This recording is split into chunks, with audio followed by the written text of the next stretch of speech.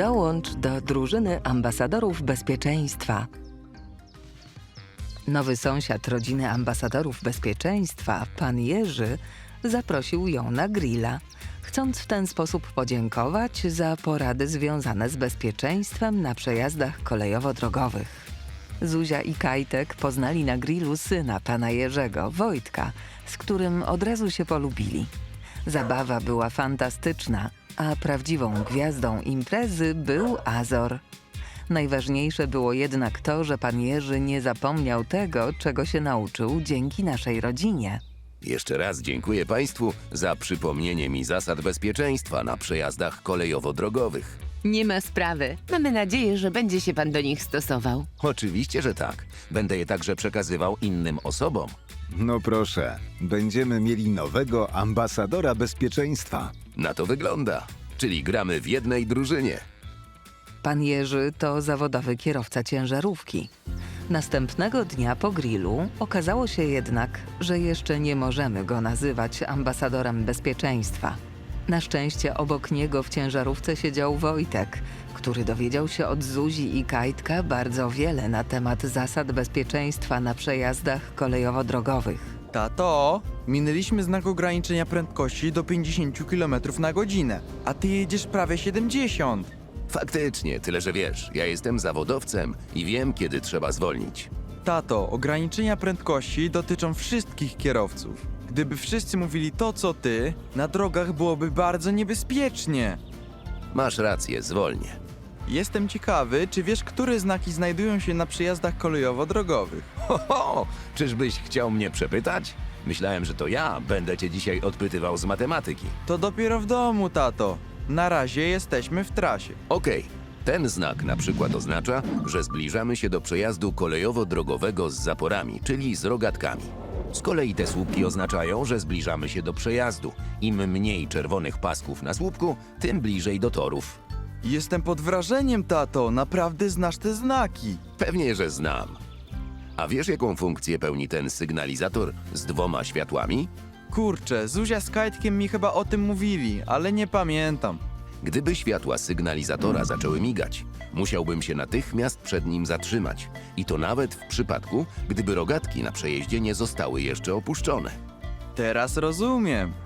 Na kolejnym przejeździe kolejowo-drogowym, który mieli pokonać pan Jerzy i Wojtek, doszło do bardzo niebezpiecznej sytuacji. Samochód jadący przed ciężarówką pana Jerzego wjechał na przejazd niemal równo z opuszczeniem się rogatek. Nie to jednak było najgorsze. Samochód nagle zatrzymał się na torach kolejowych. Tato, musimy pomóc temu kierowcy. Powinien jak najszybciej opuścić samochód, a my musimy wezwać pomoc, korzystając z żółtej naklejki. Masz rację, synku. Ratunku, paliwo mi się skończyło, nie mogę się ruszyć. Proszę wysiąść z samochodu, a ja wezwę pomoc. Dobrze. Dzień dobry. Chciałem zgłosić utknięcie samochodu na przejeździe kolejowym numer 003 299 660. Pan Jerzy zdążył zadzwonić w ostatniej chwili. Operator numeru 112, z którym rozmawiał, natychmiast skontaktował się z dyspozytorem kolejowym. Ten w porę wydał polecenie wstrzymania ruchu pociągów. Na szczęście wszystko skończyło się dobrze.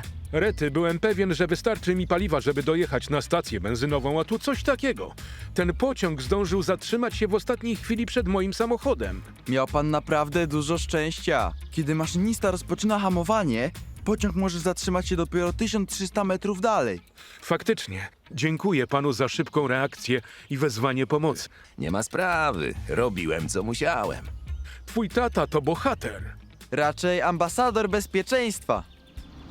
Dalsza część podróży minęła panu Jerzemu i Wojtkowi bez przygód i obaj spokojnie wrócili do domu. Z ich przyjazdu bardzo ucieszyli się Zuzia z Kajtkiem, którzy od razu ruszyli im na powitanie. Cześć Wojtek! Cześć Zuzia, cześć Kajtek. I jak twój tata? Rzeczywiście można go już nazwać ambasadorem bezpieczeństwa? Na początku myślałem, że nic z tego, bo tata jechał zbyt szybko, ale potem na przyjeździe kolejowo-drogowym pokazał, że można go tak nazwać. Coś się stało? Pomogliśmy kierowcy samochodu, który zatrzymał się na środku torów, bo mu zabrakło paliwa. Pociąg był bardzo blisko. O rany! Tak, było bardzo niebezpiecznie, ale tata skorzystał z żółtej naklejki i zadzwonił po pomoc.